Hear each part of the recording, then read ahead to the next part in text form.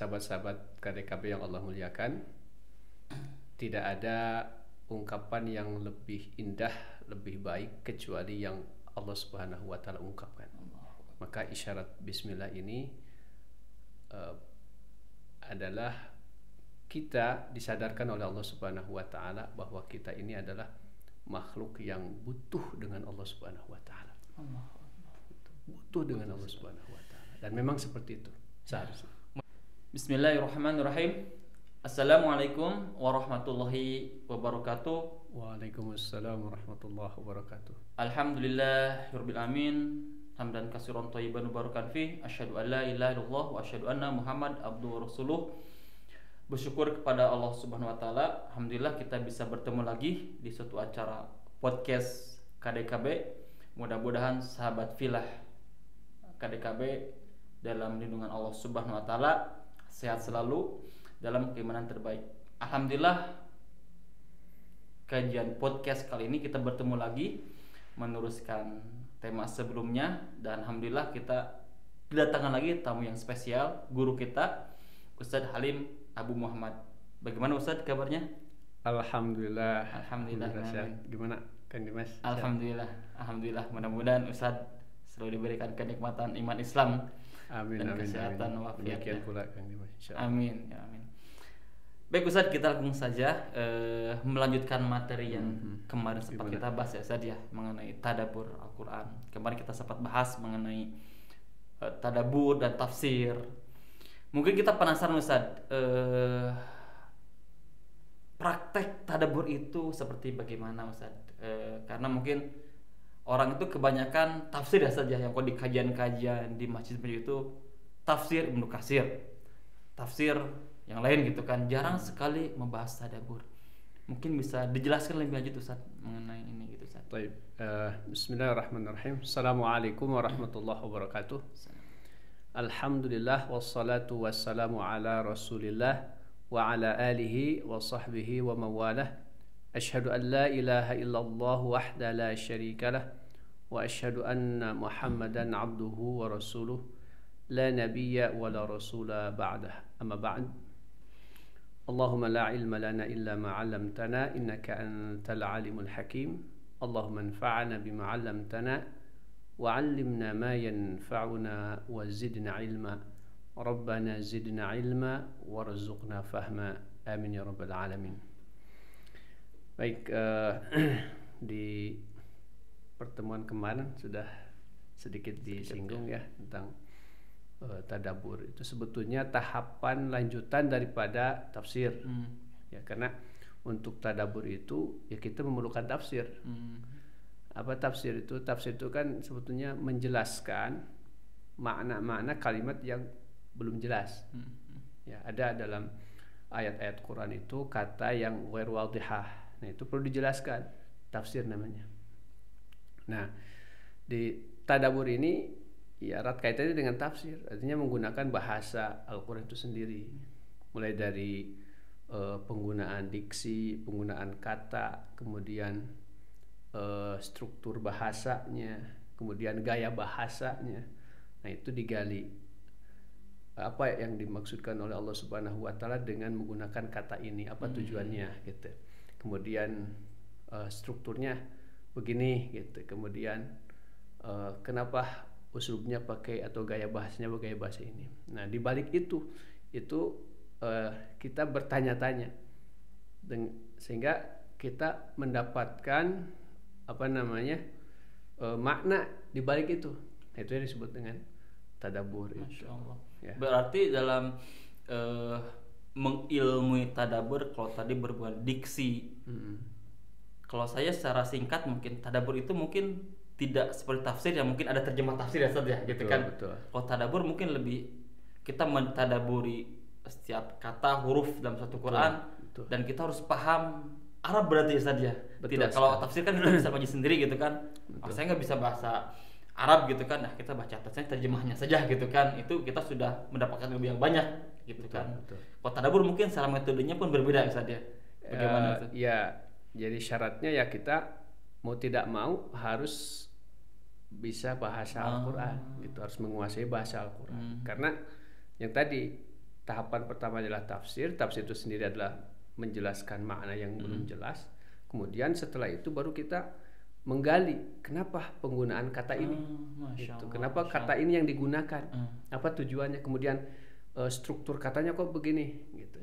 Kan bahasa Arab itu ya kalau kata guru saya itu nizam namanya. Sistem. Jadi bahasa Arab itu bahasa yang luar biasa gitu ya. Sistematis gitu. Tersusun betul-betul, bukan apa namanya? Begitu saja gitu ya. Bahkan setiap huruf ada kaidah gini. Ayu harfin lahu ma'nan. Jadi huruf apapun itu punya makna. Gitu ya. Insyaallah nanti kita akan coba satu ayat kayaknya aja. Nikmat Ustaz kalau misalkan kita sudah paham bahasa Arab dan kita baca tadabbur itu, baca Quran sudah otomatis mentadaburi Ustaz ya. Masya Allah. Iri Ustaz kalau saya memang bahasa Arabnya belum bisa, jadi memang akhirnya balik lagi ke terjemah Ustaz. Itu nggak ideal sebenarnya Ustaz. Makanya kan di Quran itu diperintahkannya apa? Warattilil Qur'ana tartila. Ya. Tartil itu apa? Mahlan pelan. Ya. Kenapa? Ya karena diperintahkannya supaya kita memahami mana setiap kalimat yang digunakan gitu, struktur kalimat yang digunakan, kemudian gaya bahasa Al-Qur'an yang digunakan gitu. Mungkin pernah dengar saya juga contoh misalkan kita cari desa yang implementatif gitu kan tadabbur, misalkan surah Al-Fatihah gitu saja yang sering kita baca. Kayak misalkan diksi ada bi itu mungkin bisa merubah makna, itu salah tadabbur juga ya Ustaz. Betul. Itu bisa jelaskan Ustaz. Contoh satu surat yang mungkin sering kita baca, mungkin kita sering baca tapi jarang kita tadabburi Ustaz. Contoh Al-Fatihah Ustaz, bagaimana Ustaz? Baik, bismillahirrahmanirrahim. Nah, kita lihat ini ya, di awal surat Al-Fatihah itu kenapa diawali dengan bismillahirrahmanirrahim. Itu kan ayat pertama ya. Yang disepakati para ulama. Ini menarik. Kenapa ayat ini diawali dengan bismillahirrahmanirrahim? Kalau kita mau mengkaji ya, menggali dari struktur bahasa Arab. Gitu. Di bahasa Arab itu, kalau bahasa Indonesia itu kalimat ya. Kalimat itu ada dua jenis dalam bahasa Arab, namanya jumlah. Ada jumlah ismiyah, jumlah fi'liyah. Gitu. Nih dia kan bingung karena belum belajar. Jumlah fi'liyah itu adalah jumlah atau kalimat dalam bahasa Indonesia ya, yang diawali dengan kata isim, fi'il kalau fi'liyah gitu ya, fi'il. Nah, sedangkan ismiyah itu adalah jumlah yang diawali oleh isim. Ini baku, ini kaidah bahasa Arab baku. Tidak lepas dari dua ini. Seperti kalau bahasa tuh Indonesia SPOK lah gitu ya. Ya, itu. Ada subjek, predikat, objek. Susunan seperti itu ya. Kalau ada bahasa Arab, kalau ismiyah itu mubtada, khobar gitu. Susunannya begitu. Kalau fi'liyah, fi'il, fa'il, baru objek gitu, maf'ul gitu. Nah, ini di bismillah nih kita lihat. Kalau kita mau mempertanyakan itu ya. Ini jenisnya jenis jumlah apa gitu, kalimat apa, ismiyah kah atau fi'liyah kah, gitu. Nah, indikatornya apa? Kalau fi'liyah berarti diawali oleh fi'il. Kalau ismiyah diawali oleh isim. Nah, ayat ini ayat apa? Gitu, jenis jumlahnya. Fi'liyah atau ismiyah. Ternyata di sini diawali oleh huruf. Berarti ini bukan jumlah ismiyah, bukan jumlah fi'liyah. Ya.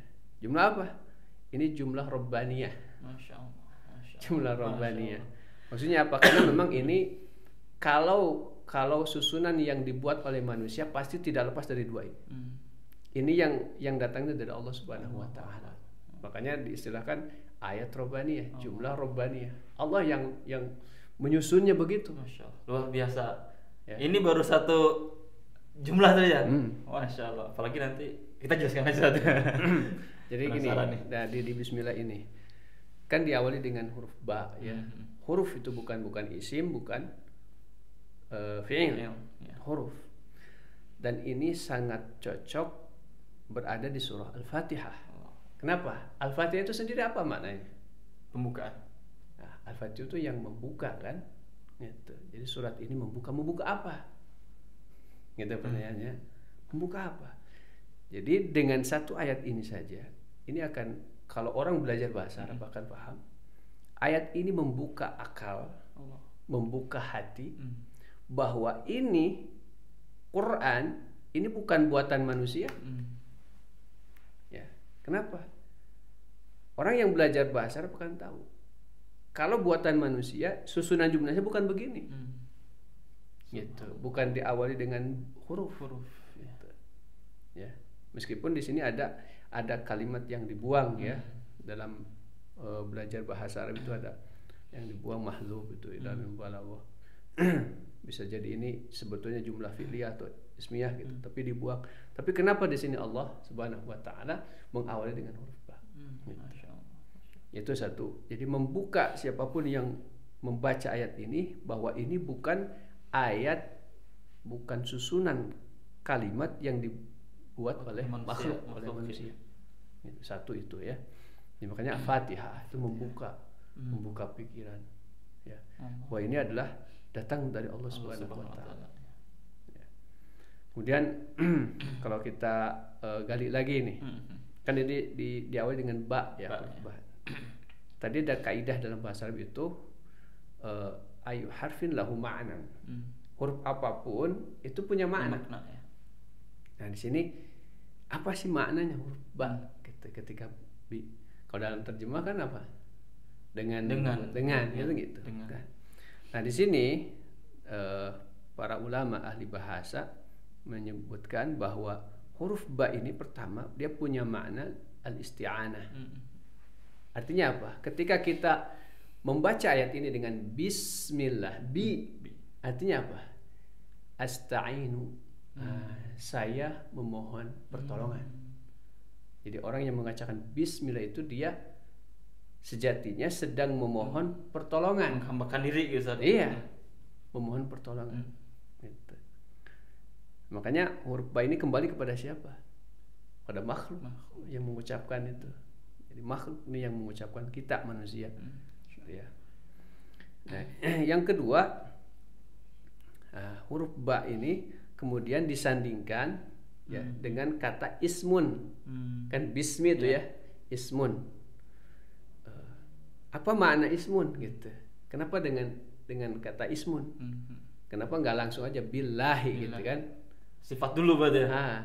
Sebelum objeknya. Jadi dia dijembatani dengan kata ismun gitu sebelum lafaz Allahnya. Kan kita mohon pertolongan kepada Allah nih, tapi dijembatani dengan kata ismun. Jadi bismillah itu bukan billahi, tapi bismillah. Nah, ternyata kata ismun itu kalau kita lihat dari akar kata ya, ismun itu kan serumpun maknanya satu dengan sumuwun dengan simatun. Sumuwun itu artinya apa? Tinggi. Gitu. Nah, artinya kita diajarkan oleh Allah Subhanahu wa taala. Jadi gini lah bahasa bahasa kitanya tuh ya. Wahai manusia gitu ya. Kalian ini berada dalam perjalanan kehidupan yang penuh dengan liku-liku, penuh dengan ujian, ya, penuh dengan berbagai macam dinamikanya. Ada sakit, ada musibah, ada ujian. Gitu. Nah, apabila idasta'anna, jadi apabila manusia nih mengucapkan Bismillah, berarti dia meminta pertolongan, memohon pertolongan, gitu ya, kepada Allah, memohon pertolongan kepada Allah Subhanahu Wa Taala. Artinya dia hidup itu mengandalkan Allah, gitu. Hidupnya itu mengandalkan Allah. Nah, kalau orang sudah ista'ana billah, sudah meminta pertolongan kepada Allah, sudah mengandalkan Allah Subhanahu wa taala dalam segala kehidupannya, gitu ya. Tidak mengandalkan lagi namanya, tapi bismillah, nama Allah. Gitu, yang tinggi itu. Tidak mengandalkan bismi ana, gitu, nama saya. Tidak mengandalkan kekuatan saya, tidak mengandalkan harta saya, kekayaan, tidak mengandalkan apa status kewarganegaraan. Kalau kan ada orang gitu ya punya kekuatan, kebanggaan, kekayaan gitu kan, gitu, posisi, kekuatan, kedudukan, posisi. ya. Tidak mengandalkan karena banyaknya keturunan gitu ya atau ketenaran. Ya.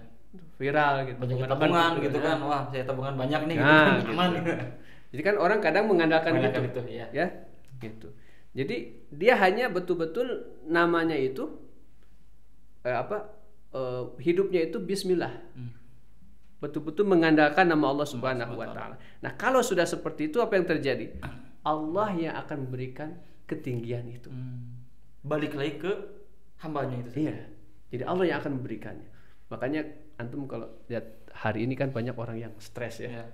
Ya. Orang yang galau. Pasti zaman sekarang, aduh kalau nggak kuat iman. Betul. Masya Allah.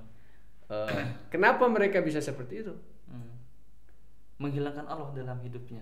Karena mereka menghadapi masalah dunia, masalah kehidupan ini bismihi huwa. Dengan kekuatan saya gitu kan, Iya. kekuatan tabungan, Mengandalkan kekuatan namanya posisi, dia, dudukan dan sebagainya. Iya betul. Jadi mengandalkan dirinya lah, gitu. Otomatis gini aja, logika sederhana. Ini analogi ya. Ketika kita ini di dunia kan, sesuatu benda contohlah benda, antum lihat mobil di hadapan kita besar apa kecil? Besar kalau bandingkan dengan kita sendiri gitu kan. Besar kan? Kenapa besar? Ya ukurannya besar gitu kan. Ya, karena kita ada selevel, sejajar dengan mobil itu. Ya. Bukti besarnya kita bisa masuk kan. Coba antum naik ke tempat yang tinggi, ke menara lah di Bandung ada menara, pernah naik? Iya, menara alun-alun lah gitu. Alun ya, pernah? Iya. Nah coba lihat ke bawah. Mobil kecil kan? Mobil kecil nggak? Kecil. Nah, tadi kan besar deh ya. di hadapan kita karena kitanya memposisikan sama di bawah. Ketika kita menaikkan diri, apalagi kita menaikkannya ke yang maha tinggi, Allah Subhanahu Wa Taala, sehingga melihat mobil tadi besar kan, kecil sih gitu.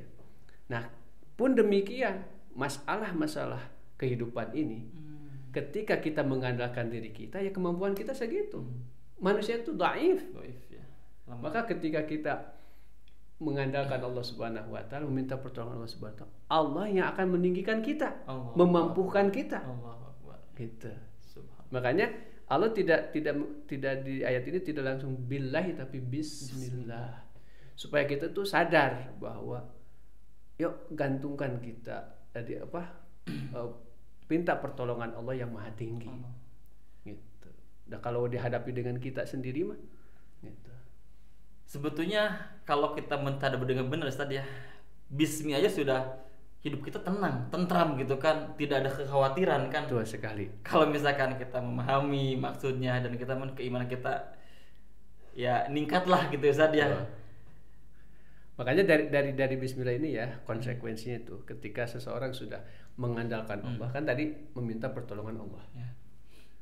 Maka apapun yang terjadi ketika dia sudah meminta pertolongan Allah misalkan kasih kemudahan, ya Allah kasih kekuatan atau kasih kelebihan, karena dia dari awal sadar bahwa dia meminta pertolongan Allah.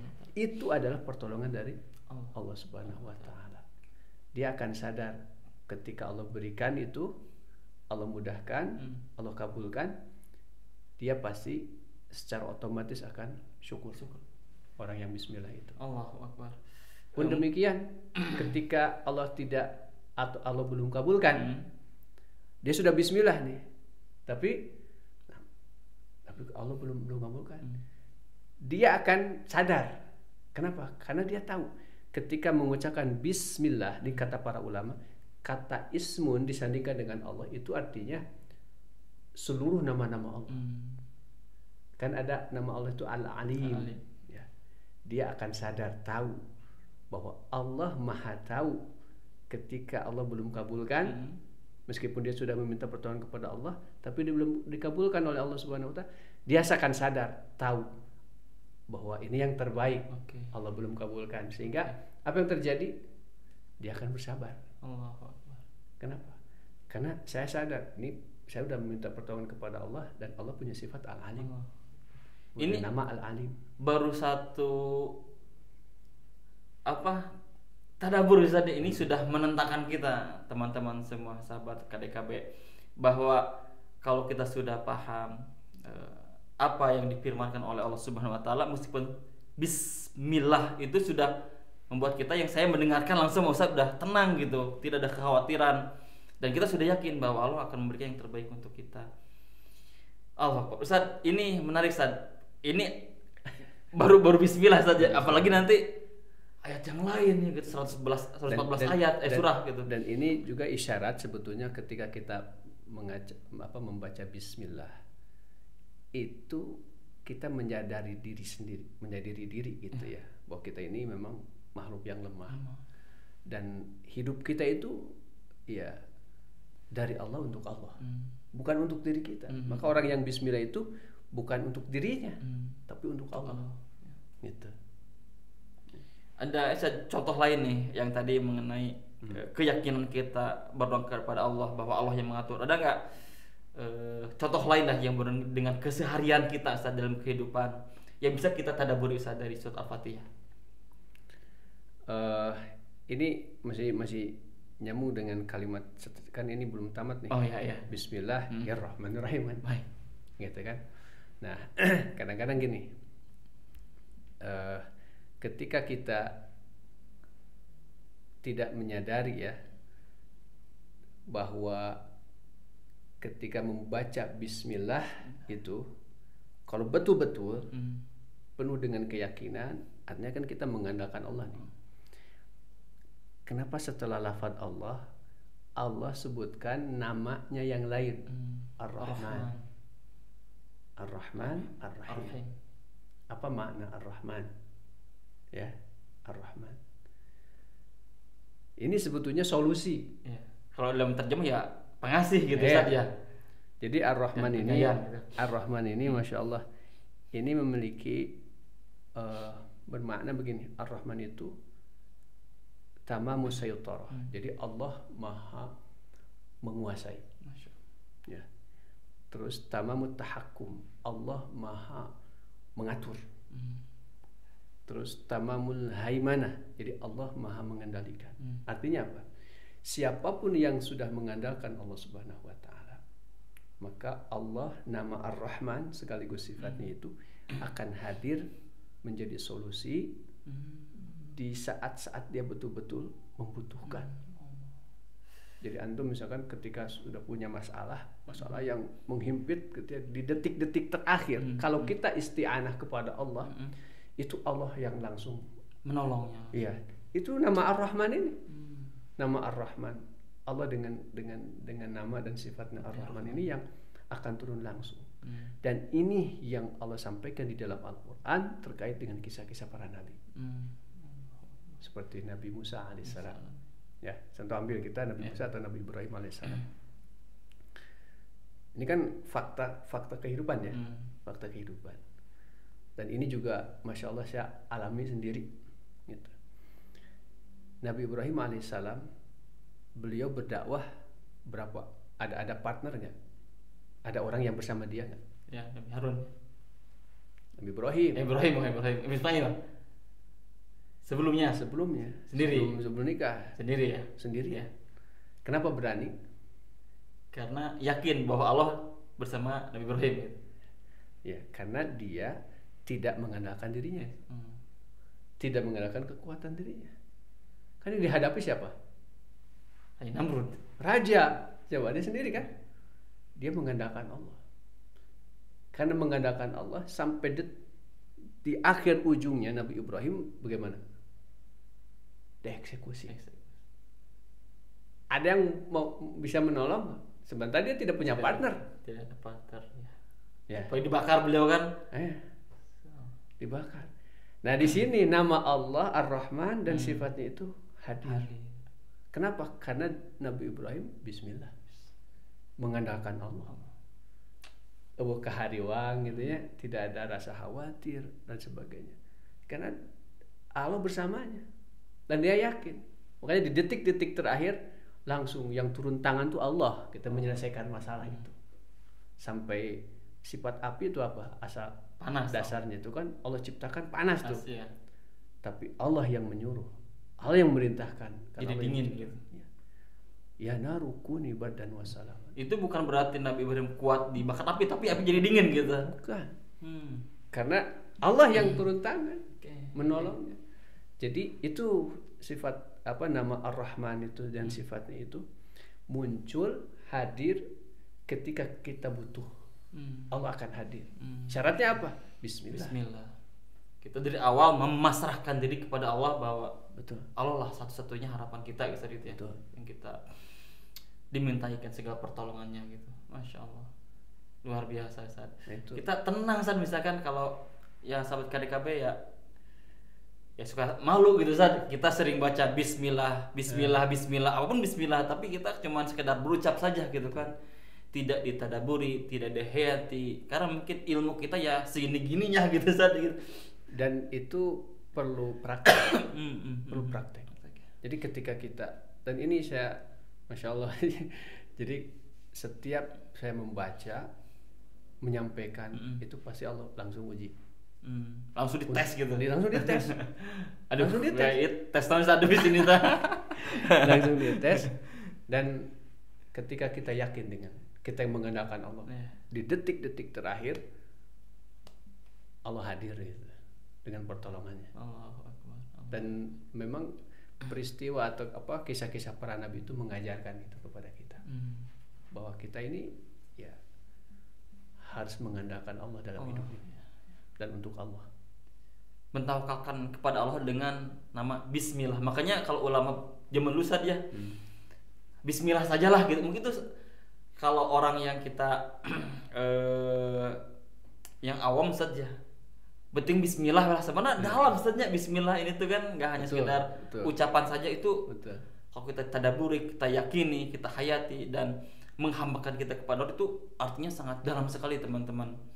Ya kalau dulu lah kolot kita kan yang penting Bismillah lah, itu kan sebenarnya dalamnya artinya kan itu. Asli itu. Memang berarti itu tuh udah totalitas ya gitu. Kalau sudah totalitas sudah Allah yang jamin gitu. Ya kadang Bismillah itu kadang jadi seperti apa ya, sudah tidak ada jalan terakhir ya, biasa manusia kita berikhtiar dulu, sudah berikhtiar misalkan sudah pasrah, udah Bismillah lah, kadang kita di akhir Bismillahnya gitu. Nah justru keliru sebetulnya ya. Kadang-kadang kita selalu mengedepankan ikhtiar ya. Maka ikhtiar itu nomor 2. Jadi yang pertama itu Allah dulu ya. Makanya Bismillah dulu. Bismillah dulu, baru ikhtiar gitu. Ya kadang saya juga itu kadang lupa Ustaz ya gitu kan. Itu sering terjadian, misalkan kita sudah kepepet gitu kan, sudah ikhtiar, udahlah Bismillah lah gitu kan. Kadang di akhir gitu kan kata Bismillah, harusnya dari awal saja. Masya Allah, ini baru Bismillah Ustaz, tapi waktu udah habis nih. Masya Allah. Mungkin kita bisa lagi Ustaz mentadaburi ayat-ayat yang lain, khususnya di Al-Fatihah. Mudah-mudahan Ustaz bersedia saja isi rutin lah tadabur, meskipun singkat tapi Masya Allah kita mendapatkan ilmu yang sangat banyak sekali dan dalam sekali. Banyak hikmahnya juga, terutama yang sedikit Bismillah tapi ternyata Masya Allah itu cakupannya sangat luas teman-teman. Syukron Ustaz atas ilmu dan waktunya. Mudah-mudahan sama-sama. Kita ada waktu lagi ngobrol seperti ini saja di lain kali. Mudah-mudahan minggu depan kita ada lagi kajian ya teman-teman, kajian podcast. Mudah-mudahan Ustaz bisa melanjutkan materi selanjutnya mengenai tadabur Al-Fatihah. Ar-Rahim belum ini. Ar-Rahim belum, Ar-Rahman. Sabar.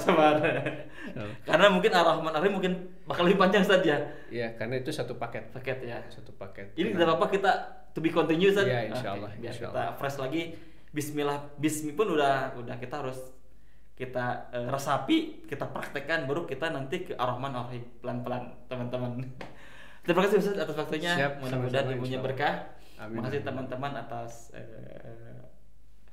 bisa menikmati podcast ini. Mohon doanya supaya kita istiqomah memberikan layanan terhadap umat, terhadap ilmu agama Islam, terutama di podcast KDKB. Mohon like dan share KDKB official di YouTube dan share di grup WhatsApp, di Facebook dan grup lain yang teman-teman ikuti supaya dakwah kita menyebar dan bisa dinikmati oleh orang banyak. Itu mungkin yang bisa kita sampaikan. Bisa ada kata-kata penutup Ustaz? sahabat-sahabat KDKB yang Allah muliakan, tidak ada ungkapan yang lebih indah, lebih baik kecuali yang Allah Subhanahu wa taala ungkapkan. Maka isyarat bismillah ini adalah kita disadarkan oleh Allah Subhanahu wa taala bahwa kita ini adalah makhluk yang butuh dengan Allah Subhanahu wa taala. Butuh dengan Allah Subhanahu wa taala. Dan memang seperti itu seharusnya. Mudah-mudahan kita diberikan kesadaran untuk itu. Kadang lupa Ustaz gitu kan, mengenalkan diri kita. Ya, itu teman-teman juga manusia. Kita saling berdoakan, saling mengingatkan supaya kita memang butuh terhadap Allah Subhanahu wa taala. Baik teman-teman, kita tutup ya dengan doa kifaratul majlis. Subhanallah wa bihamdika asyhadu an la ilaha illa anta. Subhanallah wa bihamdika asyhadu an la ilaha illa anta astaghfiruka wa atubu ilaik. Terima kasih teman-teman. Assalamualaikum warahmatullahi wabarakatuh. Waalaikumsalam warahmatullahi wabarakatuh.